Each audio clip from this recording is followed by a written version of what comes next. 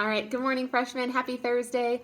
Also, happy long weekend. You don't have school tomorrow. Remember, it's a PAR day for us teachers. Tomorrow is April 24th.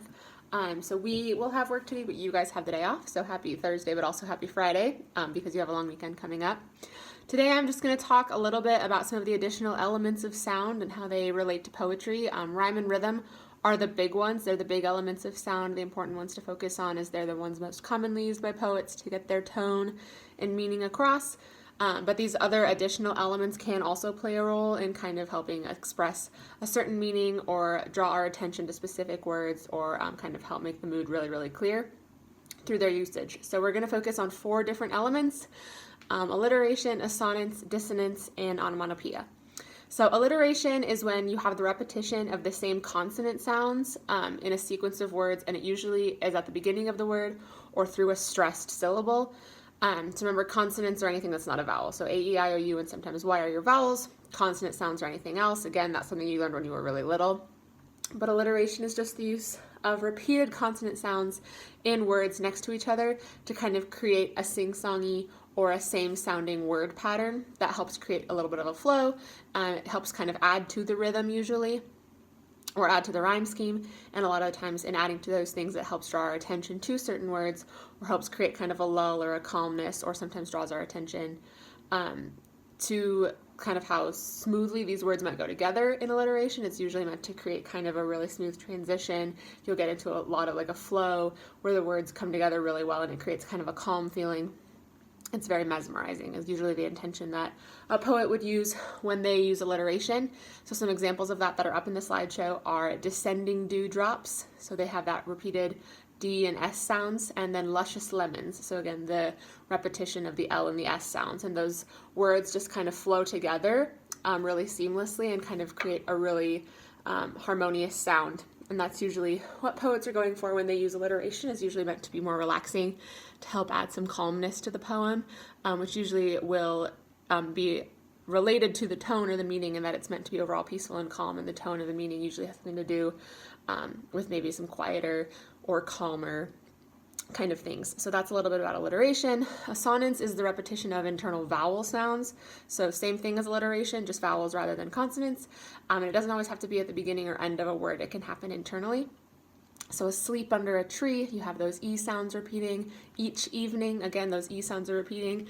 Assonance is not as mesmerizing as alliteration is. It doesn't create as much of a harmonious sound. They don't flow together as well, but it does create more of a rhythm and a kind of a rhyme scheme internally within a poem. Dissonance is basically the opposite of assonance, and it's the use of really harsh sounding words that intentionally don't go together to kind of make the poem sound a little bit more abrupt or a little bit more harsh or inharmonious. And usually that's intended to kind of draw your attention specifically to the words that are not harmonious sounding, and also to kind of draw your attention to the overall tone and attitude of the poem. If you have dissonance, that usually signifies the poem is maybe relating to something about chaos or about like a lack of harmony or a lack of peace, or something that's maybe angry or sad. Something like that is usually relayed through the use of dissonance. So here's an example of that. The wind flung a magpie away, and a black back gull bent like an iron bar slowly. So it's just really harsh, really hard to say. It's really aggressive in its usage, and that is intentional. The poet wants to kind of create that feeling of kind of aggression and tension within the poem to kind of help convey the mood. And then finally, onomatopoeia. That is something that we've talked about before. That's a kind of figurative language, but that's just a term that refers to the sound something makes. So it's a word that is attributed to a sound. So buzz is a word that we just give to the sound a bee makes, like bzzz. And rattle is a word that we've given to the sound that a rattling or a shaking makes. So they're words that are just named for sounds.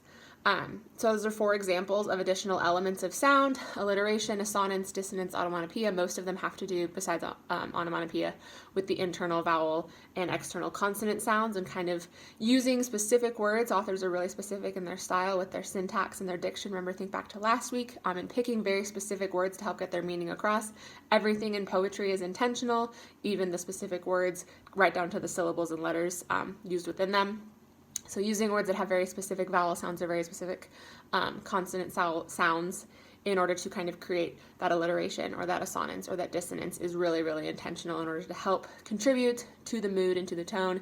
I know I kind of sound like a broken record here because I'm always talking about how all these different elements relate to the mood and the tone and the overall meaning, but it's true. In poetry, it's much more than just the words being said. Everything from the sound to the rhythm, rhyme scheme, the other elements, from the style, the word choice, the diction, anything like that, all of it comes together to help convey a specific meaning and a specific attitude, whether that's to express sadness or anger, or maybe to express happiness or peace, or to create a certain feeling while you're reading it.